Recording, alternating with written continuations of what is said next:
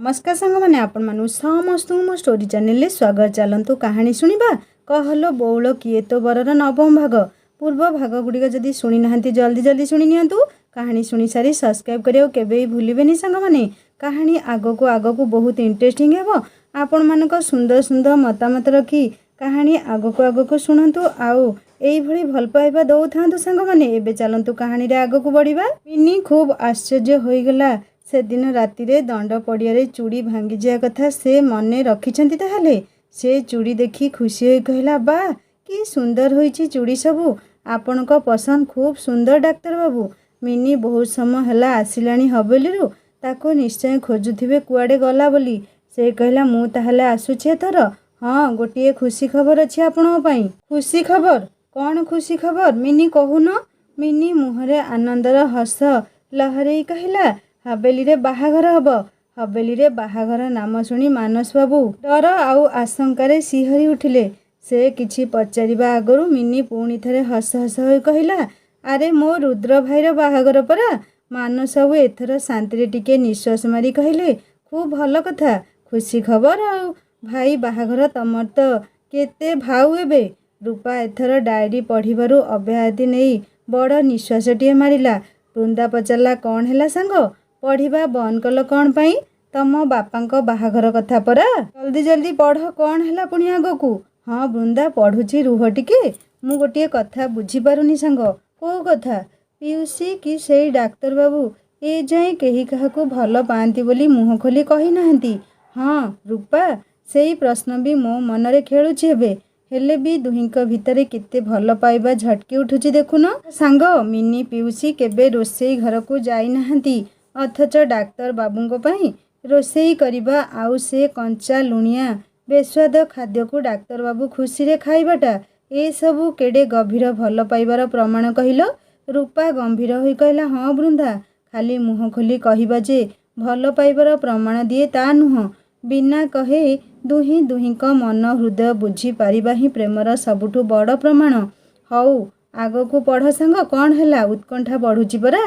रूपा पुणी आगकू पढ़िला। हवेली रे खुशीर जुआर जेमिति पुओ रुद्रर बाहाघर रूपरे माड़ी आसिला। एते दिन ना ना कहूथिबा पुओ आजी बाहाघर पाई राजी हेबा आउ जातक मेल होई लग्न मध्य ठीक हेबा जमीदार बाबूंको पाई खूब खुशीर विषय थिला। बाहाघर परे जमीदारी संभाळिबनी तांको पुओ एथर कुआडे जीव देखिबा। संभावनार नदी रे संतरण करू करू भाबुथिले जमीदार साहेब, कारण तांको सांगर झियो राजेश्वरीर ए सबू क्षमता पैसा प्रतिपत्ति सबू खूब पसंद। बाहाघर परे से कौन पुओ को तांकर चाकरी करिबाकू देबो? केबे नुह। जार हस खेलीगला जमीदार दिव्य मोहन बाबूंको ओठरे। हवेली रे बाहाघर प्रस्तुतिर पर्व आरंभ होइगला। समस्तଙ୍କ मनरे खुशी ही खुशी। जा हो माँ बन दुर्गा तांको डाक शुणिछंती। मिनीर मनरे फगुणर फूल फुटिबाकू लागिला। आजिकाली ता मन दुआर भेद करी मानस बाबू छड़ा आउ केही भितरकू प्रवेश करि पारंती नाही। भाई बाहाघर खुशी तो अछि, किंतु मानस बाबूंको प्रीतिर चौहदीरे से एमिति घुरी बुलुछि जे अन्य किछि खुशी पाई ता पाखरे समय बा काहीं। 2 दिन परर कथा सांग माने। मिनी खूब संतर्पणे मानस बाबूंको घर को आसीबाकू बाहरिछि। काहा आखिरे न पड़िबा दरकार जेमिति ए सबू विषय रे ताकू साहाय्य करे चाकराणी कुंती। आज रविवार डाक्तर बाबूंकर हॉस्पिटल छुट्टी अछि। हवेली रे प्राय सबू बाहाघर प्रस्तुति पाई खूब व्यस्त। मिनी पछ कबाट खोली गेस्ट रूम पाखकू आसिला। मानस बाबूंको घर कबाट अधा खोला पड़िछि। मिनी भाबुछि, कि बेपरिया लोकम, कबाट मेला करी भितरे शोइछंती ना कौन? से भितरे कबाट आड़े पशिबाकू जाउछि। नारी कंठरू हसर झंकार भितरू भासी आसुथिला। मिनी देहरे किए जेमिति निया लगेई देई गला। मानस, एबे भी कौन तम जवाब सेया? आउ केते दिन एमिति अपेक्षा करिबी? शोभा, तमे जहा तांको कथा न सरुणु मिनी भितरे पसी देखिला मानस बाबूंको पाखरे बसिछि झियोटिए। उच्च शिक्षिता तथा आधुनिक परी जना जाउथिला बेश परिपाटीरू। मिनी मनरे आशंका ईर्षार बा बहिबाकू लागिला। से मानस बाबूंको 2 भौणीको फटो देखिछि। सेमाने नुहंती निश्चित भावरे। ताहले किए एई झियोटी? तार एकांत निजर मनीषटी सहित एमिति से वार्तालाप करुछि। आउ कौन पाई से अपेक्षा करिछि बोली कहूछि? ପୁଣି କୋଉ ଜବାବ ମାଗୁଛି ସେ। ମାନସ ବାବୁ ମିନିକୁ ଦେଖି କହିଲେ, ଆସ ଆସ ମିନି, ଏଇଠାକୁ ଆସ, ତମକୁ ଜଣକ ସହ ପରିଚୟ କରେଇବି। ପରିଚୟ? ଆଶଙ୍କାରେ ଶିହରି ଉଠିଲା ମିନି। ଆଜି ଯାଏ ତ ମାନସ ତାକୁ କିଛି ସେମିତି ନିର୍ଭର ପ୍ରତିଶ୍ରୁତି ଦେଇନାହାନ୍ତି। ଦୁହେଁ କେବଳ ଖୁବ୍ ଭଲ ସାଙ୍ଗ ଭଳି। ମିନିର ଚିନ୍ତାରେ ବ୍ୟାଘାତ ଘଟେଇ ପୁଣି ଥରେ ମାନସ କହିଲେ, ଇଏ ମୋ ମେଡ଼ିକାଲ କଲେଜ ସାଙ୍ଗ ଶୋଭା, ମୋତେ ଦେଖା କରିବାକୁ ଏଠାକୁ ଆସିଛି। ମିନି ମନରେ କିଛି ଦିନ ଆଗରୁ ତନୁ କହିଥିବା କଥା ପ୍ରତିଧ୍ୱନିତ ହେଉଥିଲା। କେହି ମେଡ଼ିକାଲ ସାଙ୍ଗ ହୁଏତ ତାଙ୍କ ଜୀବନରେ ଥିବେ। ମିନି ଆଖିରେ ଲୁହ ଜକେଇ ଆସିଲା ପୂର୍ବରୁ ସେ କହିଲା, ମୁଁ ଆସୁଛି ତାହେଲେ ଏବେ। ଏକ ପ୍ରକାର ଲଜ୍ଜିତ ଭାବରେ ଦୌଡ଼ି ପଳେଇ ଆସିଲା ସେ ଭିତରୁ। ମିନି ଶୁଣ ତ, ଏ ମିନି, ମିନି ଶୁଣ ମୋ କଥା ଟିକେ, ମିନି, ମିନି ଶୁଣ। ଡାକ୍ତରବାବୁ ଯେତେ ଡାକିଲେ କ'ଣ ହେବ? ସେ ସେତେବେଳକୁ ହବେଲିରେ ପହଞ୍ଚି ସାରିଥିଲା। ପରାଜିତ ସୈନିକ ପରି ଅନ୍ତର୍ମନରେ ଭରି ଯାଇଥିଲା ପରାଜୟର ଗ୍ଳାନି। ମିନିକୁ ନିଜ ରୁମ୍, ହବେଲି ଆଉ ସେ ଛାତ ସବୁକିଛି ବେରଙ୍ଗ ଲାଗୁଥିଲା। ରୁଦ୍ର ଭାଇର ବାହାଘର ପାଇଁ ହବେଲିର ରଙ୍ଗ ରୂପ ଚମକି ଉଠୁଛି, ହେଲେ ତା ଆଖିକୁ ସବୁ ନିରସ ବେରଙ୍ଗ ଦିଶୁଥିଲା।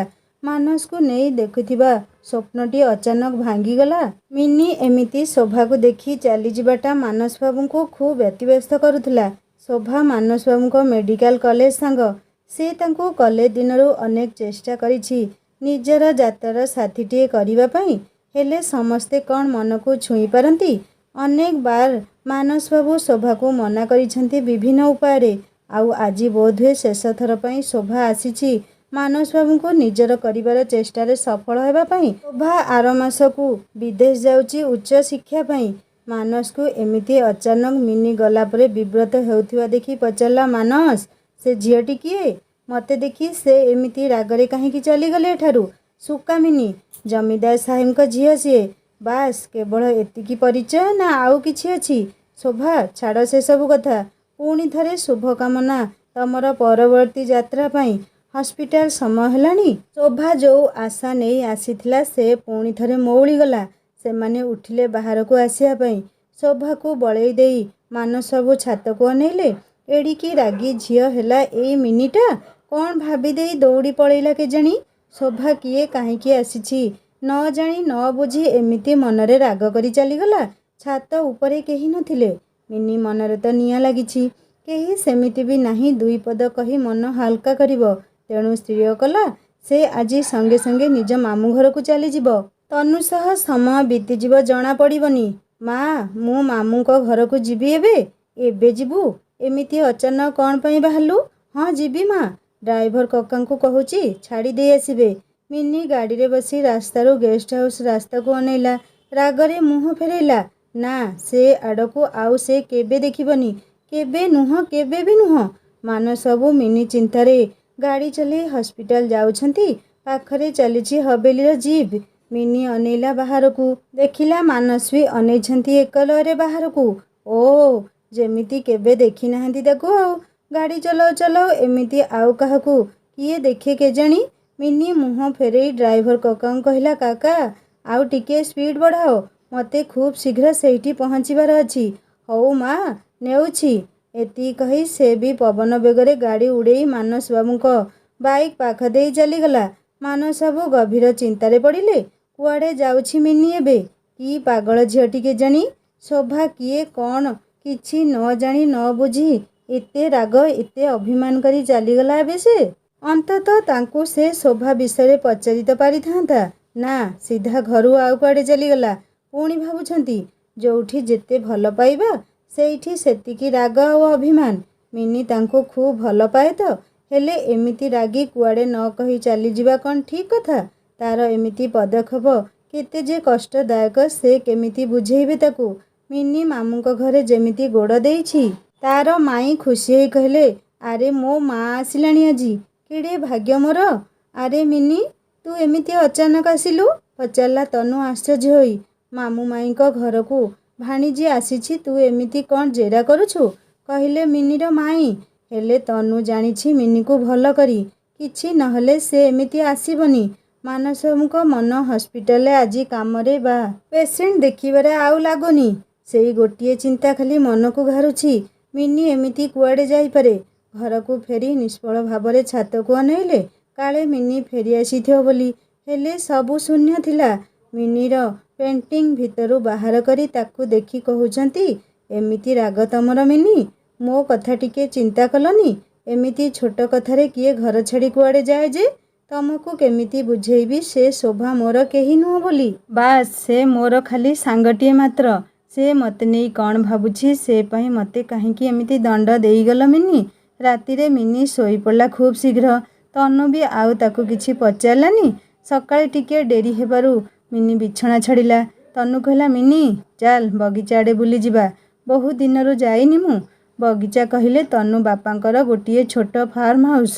ଆମ୍ବ, ଲେମ୍ବୁ, ସପେତା ଆଉ ନଡ଼ିଆର ବଗିଚା। 10 ଏକରରୁ ଅଧିକ ଜାଗାର ସୁନ୍ଦର ବଗିଚାଟିଏ। ଜାତି ଜାତି ଫୁଲର ସମ୍ଭାର ସେଠାରେ ଅଛି। ଖୁବ୍ ଆକର୍ଷଣୀୟ ଜାଗା। ସେଇଠି ଛୋଟ 2 ମହଲା ଘରଟିଏ ତନୁ ବାପା ତୋଳେଇଛନ୍ତି। ମନ ହେଲେ ପିକ୍ନିକ୍ ପରି ସେଇଠି ଗୋଟିଏ ଦିନ 2 ଦିନ କଟେଇବାକୁ ସେ ପିଲାଙ୍କୁ ନେଇ ଚାଲିଯାଆନ୍ତି। ମିନି କହିଲା, ବଗିଚା? ଚାଲ ତନୁ ବୁଲି ଆସିବା ସେଇଠିକୁ। ବହୁ ଦିନରୁ ମୁଁ ଯାଇନି। ଘରଠୁ 5 କିଲୋମିଟର ଏଇ ବଗିଚା। ମିନି ଆଉ ତନୁ ରିକ୍ସାଟିଏ ଧରି ବଗିଚାରେ ପହଞ୍ଚିଲେ। ବସନ୍ତର ଆଗମନୀ ହେଉଛି ଧୀରେ ଧୀରେ ଧରାରେ। ଜାତି ଜାତି ଫୁଲ ଫୁଟିବାକୁ ଆରମ୍ଭ ହେଲାଣି ସେଠାରେ। ବସନ୍ତର ବାସ୍ନା ଧୀରେ ଧୀରେ ଧରାରେ ସଞ୍ଚରି ଯାଉଛି ଯେମିତି। ବିରହୀ ପ୍ରାଣର ବିରହ ଆହୁରି 2 ଗୁଣା ବଢ଼େଇବାକୁ ବସନ୍ତ ସଜ ହୋଇ ଆସିଗଲାଣି ମରତ ଭୂଇଁକୁ। ବଗିଚାର ଫୁଲ, ପତ୍ର, ତରୁ ଲତା ଉପରେ ବସନ୍ତର ପ୍ରଭାବ ବି ପରିଲକ୍ଷିତ ହେଉଛି। ବଗିଚାର ଶୋଭା ସମ୍ଭାର ଭିତରେ ମିନି ମନ ଭିତରେ ପୁଣି ଥରେ ଆସ୍ଥାନ ଜମେଇ ଡାକ୍ତର ବାବୁ ବସିଗଲେଣି। ମିନିର ହସ ହସ ମୁହଁଟି ଅଚାନକ ଶୁଖିଗଲା। ତନୁ ପଚାରିଲା, ମିନି ତୋର କ'ଣ ହୋଇଛି ସତ କହ ତ ମୋତେ? ଆସିବା ପାଖରୁ ତୋ ମନ ଭଲ ନାହିଁ ଦେଖୁଛି। ସେଇଥିପାଇଁ ତୋତେ ଏଇଠିକୁ ଡାକିଛି। ମିନି ଆଉ କିଛି ବାହାନା ନ କରି ସିଧା ଶବ୍ଦରେ କହିଲା, ତନୁ ମୁଁ ତାଙ୍କୁ ଭଲ ପାଏଲୋ। ବହୁତ ବହୁତ, ନିଜଠାରୁ ବି ଅଧିକ। କିଏ? ସେଇ ଡାକ୍ତର ବାବୁଙ୍କୁ ତ? ମିନି ମୁଣ୍ଡ ହଲେଇ ହଁ କହିଲା। ପୁଣି ଅସୁବିଧା କ'ଣ? କ'ଣ ପିଉସା ଜାଣିଦେଲେ କି? ନାଇଁ ତନୁ, ସେ ପ୍ରତିବନ୍ଧକ ବିଷୟରେ ମୁଁ ଭାବିନି କେବେ। ସେ କଥା ଯାହା ହେବ ଦେଖାଯିବ। ହେଲେ ଏଇ ମାନସ ବାବୁ ନା, ତାଙ୍କ ମନରେ ମୋ ପାଇଁ ଗଭୀର ଭଲ ପାଇବା ଭରି ରଖିଛନ୍ତି। କେବେ ମୁହଁ ଖୋଲି କହିନାହାନ୍ତି, କିନ୍ତୁ ମୁଁ ଜାଣିଛି ସେ ମୋତେ ଖୁବ୍ ଭଲ ପାଆନ୍ତି ବୋଲି। ହେଲେ ଆଜି ରୁମ୍ରେ ତାଙ୍କ ପାଖରେ ଜଣେ ଝିଅ ସାଙ୍ଗ ବସିଥିବାର ଦେଖିଲି। ସେ କେମିତି ଏକ ଅନୁରାଗ ଭରା ଆଖିରେ ୟାଙ୍କୁ ଦେଖୁଥିଲା। ଆଉ କ'ଣ କେତେଦିନ ଅପେକ୍ଷା କରିବି ଏମିତି କ'ଣ ପଚାରିଲା ୟାଙ୍କୁ। ତନୁ ମୋତେ ବହୁତ କଷ୍ଟ ହେଲା ସେଇ ଝିଅକୁ ମାନସଙ୍କ ପାଖରେ ବସିଥିବାର ଦେଖି। ତୁ ସତ କହୁଥିଲୁ ତାଙ୍କର ମେଡ଼ିକାଲ କଲେଜ ସାଙ୍ଗ କିଏ ଅଛି? ମନଟା ଯେମିତି ମୋର ଖଣ୍ଡ ଖଣ୍ଡ ହୋଇଗଲା। ସେଇଥିପାଇଁ ପଳେଇ ଆସିଲି ମନ ଟିକେ ହାଲକା କରିବାକୁ। ପାଗଳଟା ତୁ। କିଛି କାମ ଥିବ ସେ ଝିଅର, ଆସିଥିବ ତାଙ୍କ ପାଖକୁ। 2 ଜଣ ଏମିତି ଯନ୍ତ୍ରଣା ଜଳିବା ଅପେକ୍ଷା କ୍ଲିଅର ହୋଇଯିବା ଭଲ ଲୋ। ତନୁ, କୋଉ ଅଧିକାରେ ମୁଁ ତାଙ୍କୁ କହିବି ଆଉ ପଚାରିବି? ଆଜି ଯାଏଁ ସେ କ'ଣ କିଛି ନିର୍ଭର ପ୍ରତିଶ୍ରୁତି ଦେଇଛନ୍ତି ମୋତେ? ମୁଁ ହୁଏତ ଭୁଲ ଭାବିଥିବି। ତାଙ୍କ ମନରେ ହୁଏତ ମୋ ପାଇଁ କିଛି ସେମିତି ନ ଥାଇପାରେ। ମାନସବାବୁ ସିନା ମିନି ଯାଉଥିବାର ଦେଖିଥିଲେ, ହେଲେ କୁଆଡ଼େ ଯାଉଛି ସେ କେମିତି ଜାଣିବେ? ମିନିଠାରୁ କାଲିରୁ ତାଙ୍କର ଅବସ୍ଥା ଖୁବ୍ ଖରାପ। ନିଷ୍ଫଳ ନଜରରେ କେବଳ ଛାତ ଉପରକୁ ଚାହିଁବା ଛଡ଼ା ଆଉ କିଛି ଉପାୟ ଦିଶୁନି ତାଙ୍କୁ। ଅଚାନକ ଅନ୍ଧାରରେ ଆଲୋକ ରେଖାଟିଏ କିଏ ଯେମିତି ଜଳେଇ ଦେଇଗଲା। ହଁ, କୁନ୍ତି। ସେ ନିଶ୍ଚୟ ଜାଣିଥିବ ମିନି କୁଆଡ଼େ ଯାଇଛି ବୋଲି।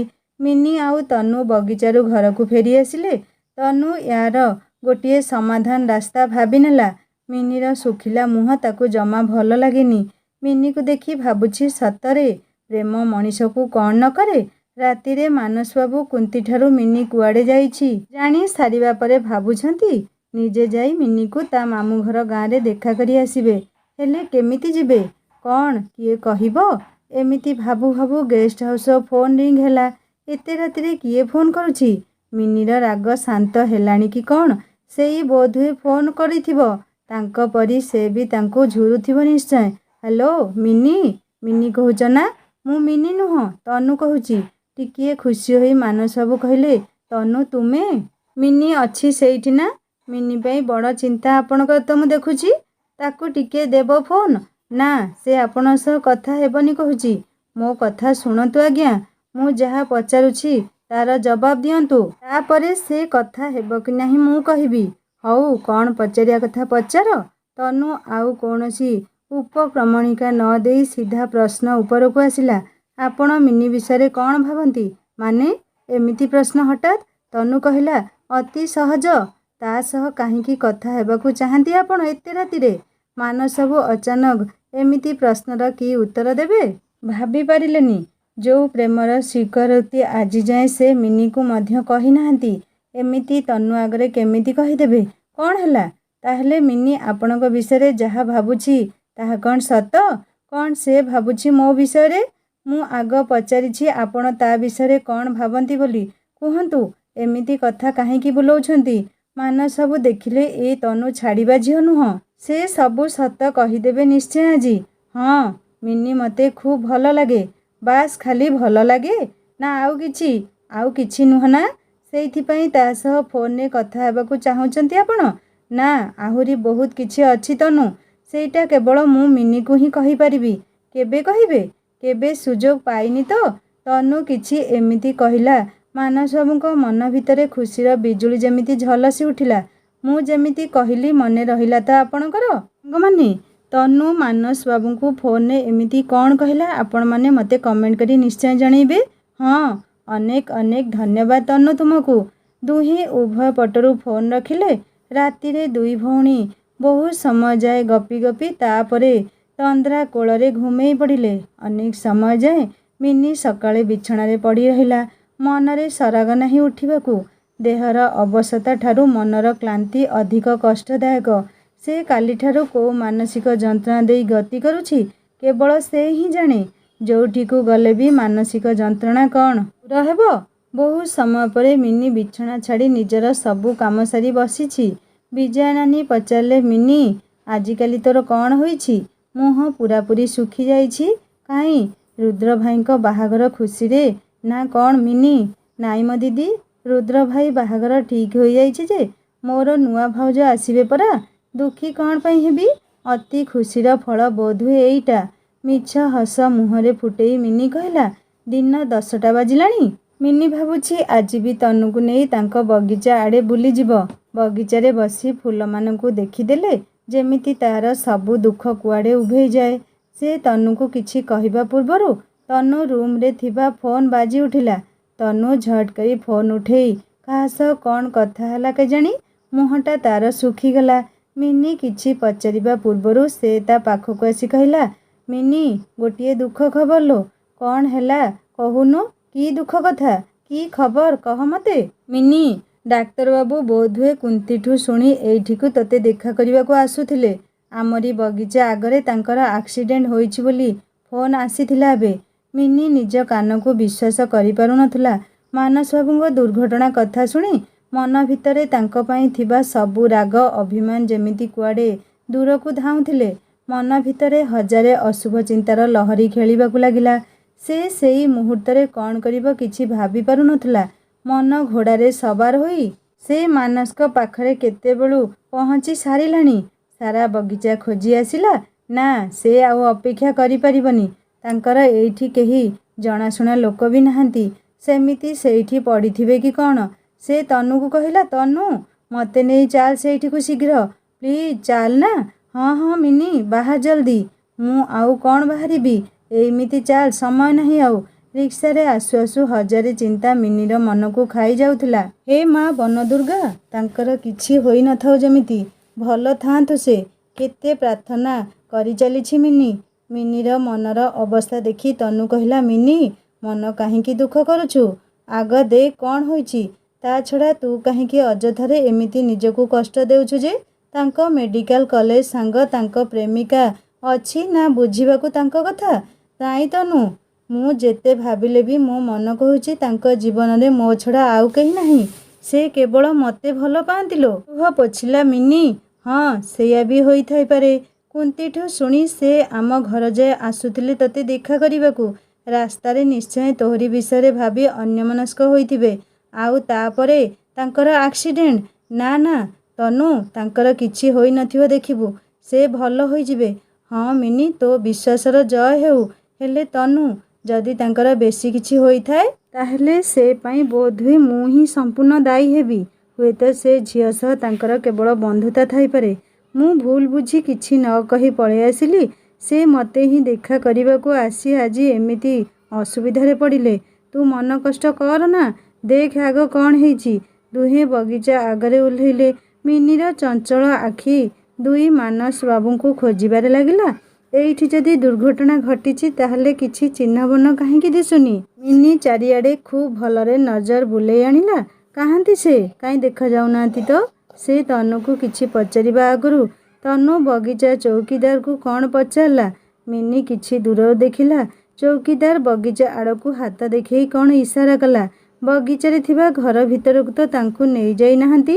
ମିନି ଆଉ କିଛି ନ ଶୁଣି ଗେଟ୍ ଖୋଲି ବଗିଚା ଭିତରକୁ ଧାଇଁଗଲା। ବଗିଚା ଭିତରେ ଥିବା ସେଇ ଘର ସାମ୍ନାରେ ଠିଆ ହୋଇ ପୂରା ବଗିଚାରୁ ଆଖି ବୁଲେଇ ଆଣିଲା। କାହାନ୍ତି ସେ? କୁଆଡ଼େ ଗଲେ ଆଉ? କ'ଣ ହେଲା ତାଙ୍କ ସହ କେଜାଣି? ମିନି ଆଖିକୁ କାଲି ସୁନ୍ଦର ଦିଶୁଥିବା ଫୁଲ ସବୁ ଯେମିତି ମଉଳା ମଉଳା ଲାଗୁଥିଲେ ଆଜି। ବସନ୍ତର ଆଦ୍ୟ ଆରମ୍ଭର ଛଟା ଯେମିତି ତାକୁ ରଙ୍ଗହୀନ ଲାଗୁଥିଲା। ଫୁଲ ଫଳର ମିଠା ବାସ୍ନା ଆଉ ନଥିଲା ଯେମିତି। ଚାରିପଟେ ଯେମିତି ଦୁଃଖ ହତାଶର ବାଦଲ ଘେରି ଆସିଲାଣି। ମିନି ଆଖିରୁ ଏବେ ଝରିଗଲା ମାନସ ବାବୁଙ୍କ ପାଇଁ ପ୍ରୀତିର ମୋତି। ସେ ସେଇଠି ଘର ଆଗରେ ବସି ପଡ଼ିଲା। ହାତରେ ମୁହଁ ଘୋଡ଼େଇ ମାନସ ବାବୁଙ୍କ ମୁହଁକୁ ଯେମିତି ମନେ ମନେ ନିହାରୁଥିଲା। ଅଚାନକ ତା କାନ୍ଧରେ କାହାର ଏକ ପରିଚିତ ସ୍ପର୍ଶ ସେ ଅନୁଭବ କରୁଥିଲା। ଚିହ୍ନା ଚିହ୍ନା ଉପସ୍ଥିତି କାହାର ତାକୁ ତା ଚିନ୍ତାରୁ ଓହରି ଆଣିବାକୁ ଚେଷ୍ଟା କରୁଛି ଯେମିତି। ମିନି ପଛକୁ ଅନେଇବା ପୂର୍ବରୁ ସେ ଡାକିଲେ ଖୁବ୍ ଅନୁରାଗରେ, ମିନି। ମିନି ନିଜ କାନକୁ ବିଶ୍ୱାସ କରିପାରୁନଥିଲା। ଯାହାଙ୍କର ଦୁର୍ଘଟଣା ଖବର ପାଇ ସେ ପାଗଳ ପରି ଧାଇଁ ଆସିଥିଲା ଆଉ ତାଙ୍କୁ ନ ପାଇ ନିରାଶ ହୋଇ ବସି ପଡ଼ିଛି ଦଣ୍ଡେ, ଅଥଚ ସେ ଡାକୁଛନ୍ତି ତା ନାଁ ଧରି ଏବେ। ଏ ମିନି। ପୁଣି ଥରେ ସେଇ ମଧୁର ଡାକ। ମିନି ବୁଲି ପଡ଼ିଲା ପଛକୁ। ତାର ଖୁବ୍ ନିକଟରେ ସେ ଛିଡ଼ା ହୋଇଥିଲେ। ଆଖିରେ ଝଟକି ଉଠୁଥିଲା ପ୍ରୀତିର ଅନୁରାଗର ଜ୍ୟୋତି। ଆଖି ଦୁଇଟି ତାଙ୍କର ଯେମିତି କହୁଥିଲା, ମିନି, ତମେ ଗୋଟିଏ ମୁହୂର୍ତ୍ତ ମୋ ଠାରୁ ଦୂରେଇଲେ ନିଜକୁ ନିସ୍ୱ ଲାଗେ। ସମ୍ପୂର୍ଣ୍ଣ ଦରିଦ୍ର। ଗୋଟିଏ ଖାଲିପଣ, ବିରାଟ ଶୂନ୍ୟ ସ୍ଥାନ ସୃଷ୍ଟି ହୁଏ ଏଇ ମନ ଆଉ ହୃଦୟ ଭିତରେ। ଆଉ ତମେ କାଲିଠାରୁ ଏମିତି ମୁହଁ ବୁଲେଇ ପଳେଇ ଆସିଛ। ମୁଁ କ'ଣ କରିଥାନ୍ତି କହିଲ? ମିନି ଆଗରେ ତାର ପ୍ରିୟର ଅତି ପ୍ରିୟର ମାନସ ବାବୁ ଛିଡ଼ା ହୋଇଥିଲେ। ବିଲକୁଲ ସୁସ୍ଥ, ଦେହରେ ଆଞ୍ଚୁଡ଼ା ଦାଗ ଟିକିଏ ବି ନାହିଁ। ହେଲେ ଗୋଟିଏ ମୁହୂର୍ତ୍ତ ପୂର୍ବରୁ ସେ ତାଙ୍କ ବିଷୟରେ କ'ଣ କ'ଣ ଆଶଙ୍କା କରୁଥିଲା। ସେଇ କଥା ଭାବି ସେ ଭାବାବେଗରେ ମାନସ ବାବୁଙ୍କ ଦୁଇ ହାତକୁ ଧରି କହିଲା, ଆପଣଙ୍କର କିଛି ହେଇନି ନା? ମାନସ ବାବୁ ନିଜ ଦୁଇ ବାହୁ ବେଷ୍ଟନୀରେ ସେତେବେଳକୁ ମିନିକୁ ନେଇସାରି କହିଲେ, ନା ମିନି, ମୋର କ'ଣ ହେବ? ମୁଁ ବିଲକୁଲ ଠିକ୍ ଅଛି। ହଁ, ତମେ ଏମିତି ରାଗିଯିବ ଆଉ ମୋତେ ମୁହଁ ବୁଲେଇ ପଳେଇ ଆସିବ ତ ନିଶ୍ଚୟ ହେବ ମୋର କିଛି ଅସୁବିଧା। ମିନି ତାଙ୍କ ମୁହଁରେ ହାତ ଦେଇ କହିଲା, ଛି, ଏମିତି ଅଶୁଭ କଥା ଆଉ କେବେ କହିବେନି। ତା ଆଗରୁ ମୁଁ ମରିଯିବି ନିଶ୍ଚୟ। ମୁଁ ମରିବାକୁ ଦେଲେ ସିନା ତମେ ମୋ ଉପରେ ରାଗି ଯୁଆଡ଼େ ବି ଯିବ ତମ ପାଖରେ ଏମିତି ପାଇବ ମୋତେ।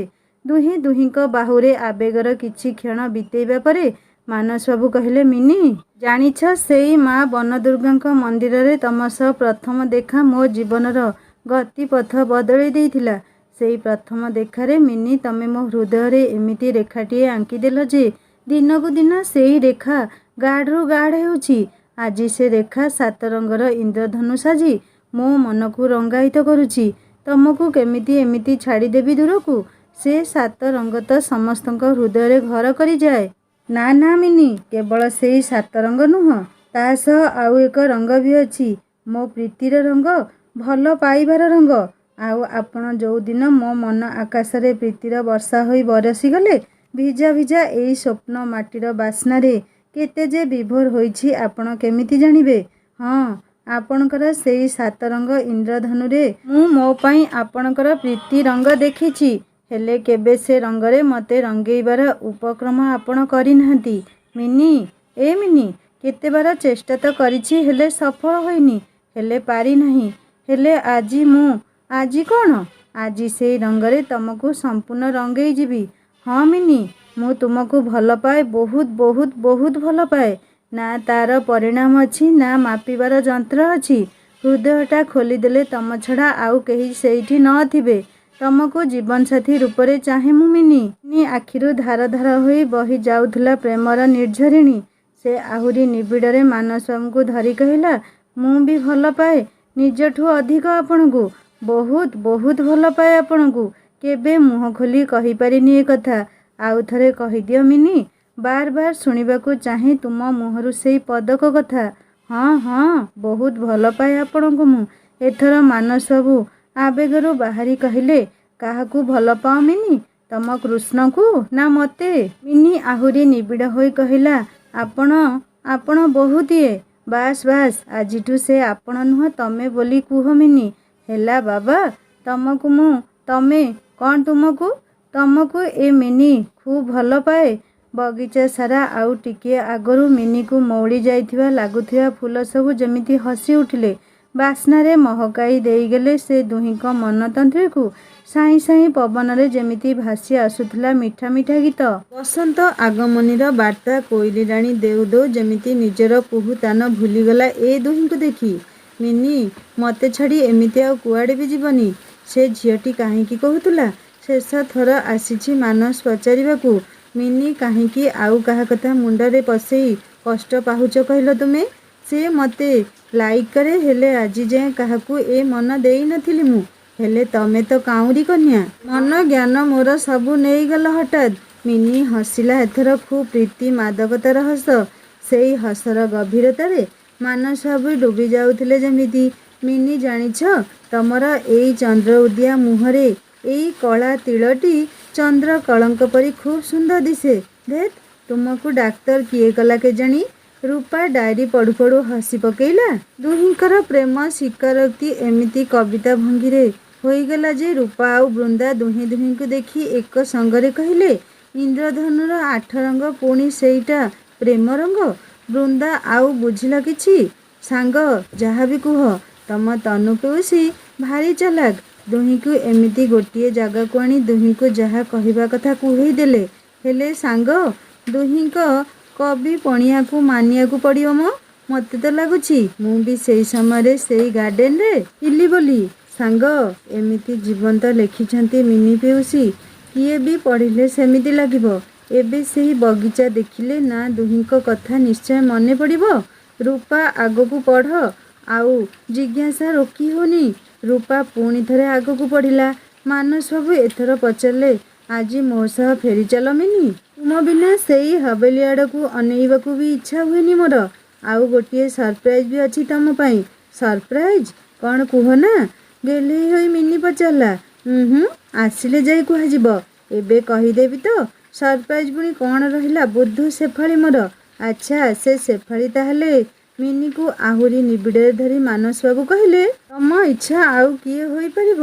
ମୋ ସୁଗନ୍ଧା ଶିଉଳି ବାସ୍ନାହିତ ଶେଫାଳି ତୁମେ। ତନୁ ବଗିଚା ଭିତରକୁ ଆସି ଦୁହିଁଙ୍କୁ ଦୁହିଁଙ୍କ ବାହୁରେ ଦେଖି କହିଲା, ମିନି। ମିନି ତୁରନ୍ତ ମାନସ ବାବୁଙ୍କ ବାହୁରୁ ବାହାରି ଆସି ଲାଜ ଲାଜ ହୋଇ ଛିଡ଼ା ହେଲା। କ'ଣ ମିନି କାଲି ରାତିରେ କ'ଣ କହୁଥିଲୁ? ଆଉ ଆଜି କାମ ପୁରା ଓଲଟା।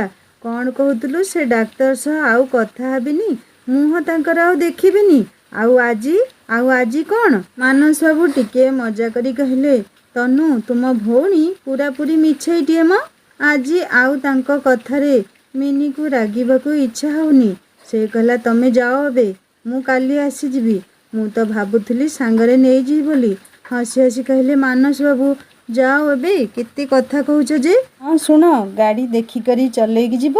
ମାନସ ବାବୁ ଆଉ ଥରେ ମିନି ଆଡ଼େ ଅନୁରାଗ ଭରା ଚାହାଣୀରେ ଚାହିଁ ବଗିଚାରୁ ବାହାରିବା ପୂର୍ବରୁ କହିଲେ, ମିନି ଆସୁଛି। ମିନି ଭାବୁଛି କ'ଣ ଯେ ସାଙ୍ଗମାନେ ମିନି କ'ଣ ଭାବୁଛି ଶୁଣିବା ନେକ୍ସଟ ପାର୍ଟରେ। କାହାଣୀ କେମିତି ଲାଗିଲା ମୋତେ କମେଣ୍ଟ କରି ଜଣାଇବେ। ଆଉ ଯଦି ଭଲ ଲାଗୁଥାଏ ସବସ୍କ୍ରାଇବ୍ କରି ବେଲ୍ ଆଇକନ୍ ନିଶ୍ଚୟ ଦବାଇ ଦେବେ। ମୀନା ଟିଭି ହିନ୍ଦୀ ଷ୍ଟୋରି ଚ୍ୟାନେଲକୁ ଭିଜିଟ୍ କରନ୍ତୁ ସାଙ୍ଗମାନେ। ମ୍ୟାରେଜ ୱିଥ୍ ଲଭ୍ ବହୁତ ସୁନ୍ଦର କାହାଣୀଟିଏ। ପାର୍ଟ 1 ପାର୍ଟ 2 ଅପଲୋଡ଼ ହୋଇଯାଇଛି। ଆପଣମାନେ କାହାଣୀ ଶୁଣନ୍ତୁ। ଲାଇକ୍ ସେୟାର ସବସ୍କ୍ରାଇବ୍ କରି ବେଲ୍ ଆଇକନ୍ ନିଶ୍ଚୟ ଦବାଇ ଦେବେ। ଦେଖା ହେବା ନେକ୍ସଟ ପାର୍ଟରେ। ରହୁଛି ନମସ୍କାର। ଜୟ ଜଗନ୍ନାଥ।